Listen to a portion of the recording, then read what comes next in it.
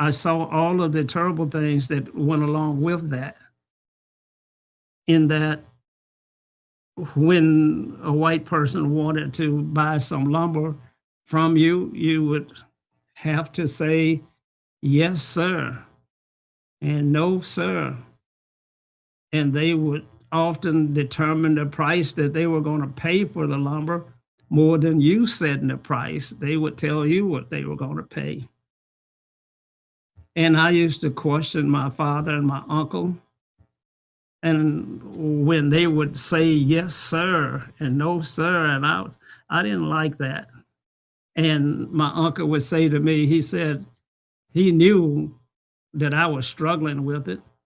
So he said to me that every time I said yes, sir, that lumber went up 50 cents a foot. That was the only way that he could fight back.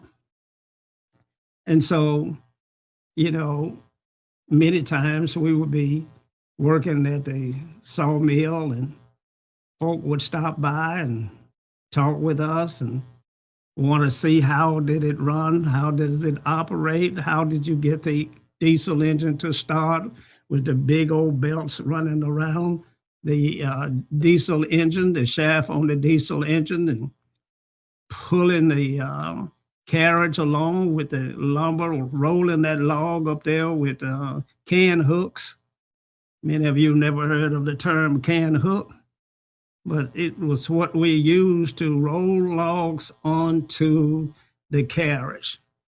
And my uncle and my father would take that lumber and they would turn that log until they would take all of the skin or the bark off of it, and then they would begin to cut 1x4s, 2x4s by turning that log and position it based upon the size of the lumber that they were cutting. So they could take that log and they could cut 1x4s, 2x4s, 2x10s. They could do whatever they wanted to do with the log. Now, the hardest job in the world was the guy that was, we called tilling the sawmill, when he had to catch all of the lumber that was coming off of the carriage and stack it somewhere.